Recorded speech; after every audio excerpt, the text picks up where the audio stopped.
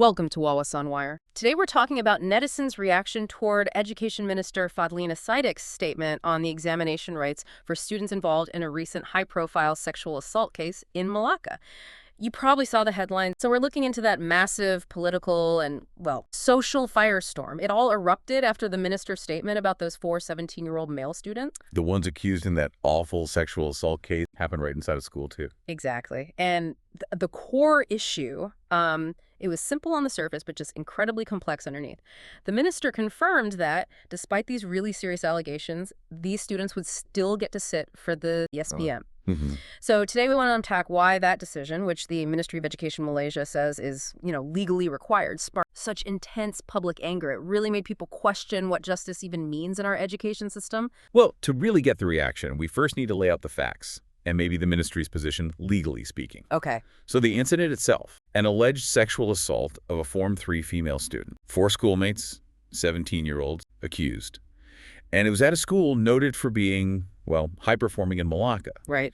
Now, when the minister, Fadhlina, confirmed the 4 accused could take the SPM, she was essentially stating the Ministry of Education Malaysia's legal boundary. Right. That's the crucial bit, isn't it? This division of responsibility. Precisely. The minister is very clear. Yeah. The ministry's main job is fundamentally about education and student welfare. Making sure they keep up with classes, handling discipline inside the school. Exactly that. Yeah. Ensuring teaching continues, managing internal discipline.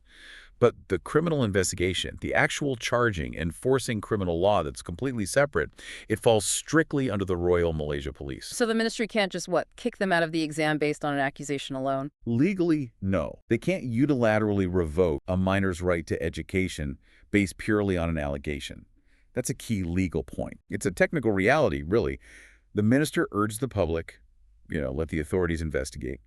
And she reminded everyone that since they're minors, their personal info is protected by law. That applies to the accused, too, then, until proven guilty. Yes, that legal protection applies equally until there's a conviction. But at the same time, the ministry did talk about the support for the victim. Right. They mentioned she was getting treatment and counseling. Yes, receiving treatment and psychological counseling at Malacca Central Hospital.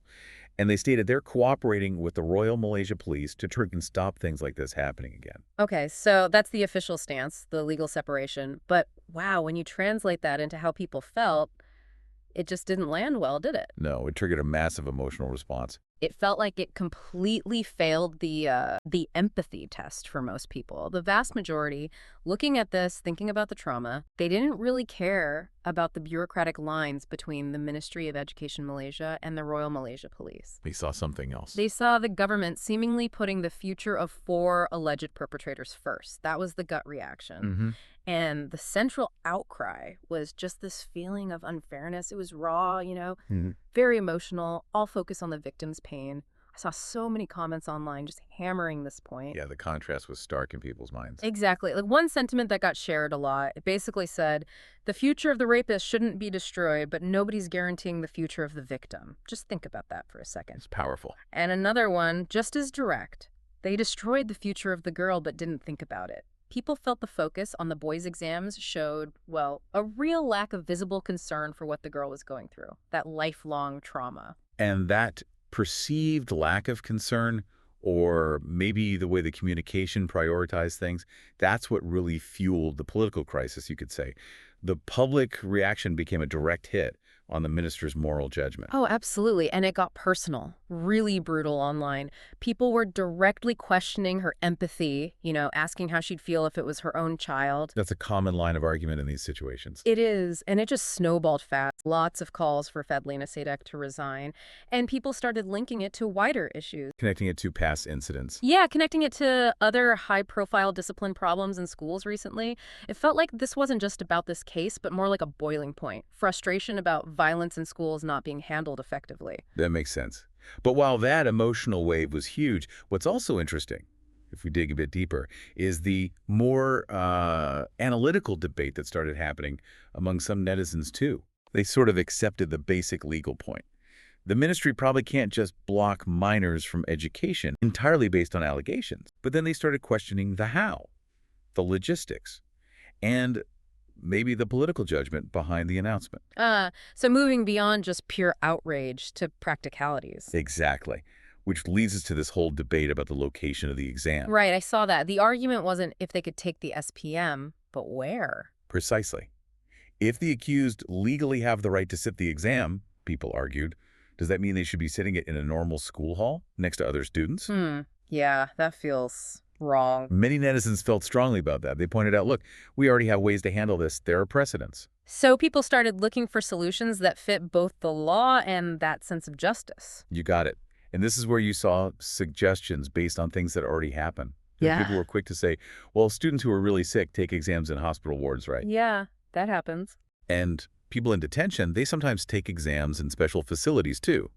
So the specific suggestions were things like, they can take SPM inside the lockup too. Okay. Or, another one, take SPM in prison, like the sick, take exams in the ward, then it is fair. See how that shifts the argument? Yeah, it completely changes it. It accepts the legal right exists, but demands consequences. Segregation, not treating them like regular students while they're under investigation for something so serious. It ensures they're not mixing with the general student population, which addresses a major public concern. But this perspective, it still has to grapple with that core legal principle, doesn't it? Innocent until proven guilty. It does, and that's hard to swallow sometimes, especially with allegations like these. But some people did bring it up. You saw comments saying, essentially, look, in any case, innocent until proven guilty, let the courts decide. Right, that cooler legal head perspective. But it clashed so hard with that public desire for, well, immediate action, visible deterrence. And that clash really defines the whole tension here, doesn't it? Deterrence versus rehabilitation in the juvenile justice system. Explain that a bit more. Well, the Ministry of Education Malaysia, its mandate inherently leans towards rehabilitation, towards education for minors. Education is seen as a fundamental right, something that helps eventual reintegration, hopefully. Okay, so their focus is education continuity. Largely, yes. But those arguing for strong deterrence felt the only way to send a really clear message against such, heavy crimes was immediate, visible punishment. And in the school context, that meant taking away the SPM privilege. For some, yes. The view was one of the suitable punishments is not allowing the SPM.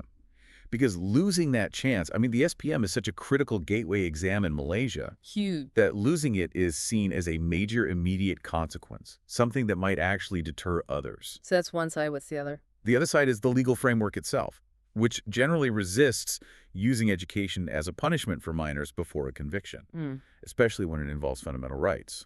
Plus, some netizens brought up other options, like sending minors to places like Henry Gurney School. Which deals specifically with juvenile offenders. Exactly. It provides vocational training, education, but in a secure setting.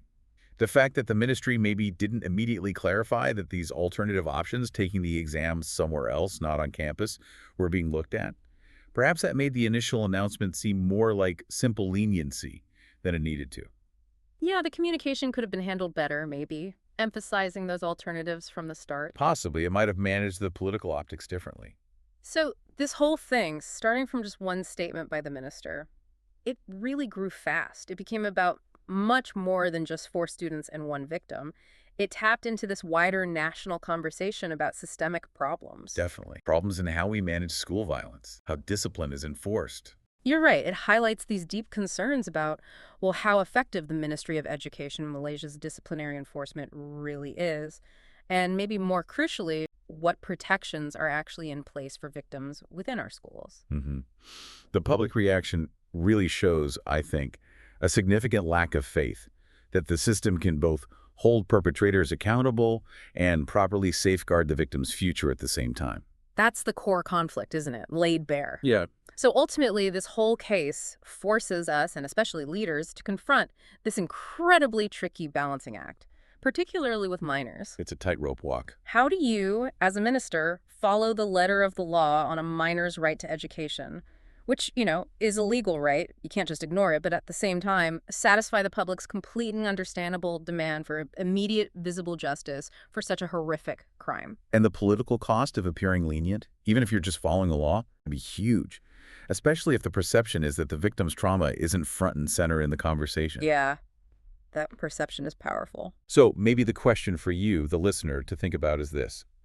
If the law requires educational continuity for an accused minor, how should a political leader communicate that? how can they handle the public messaging to make sure the victim feels prioritized without breaking the law that protects the rights of the accused before conviction?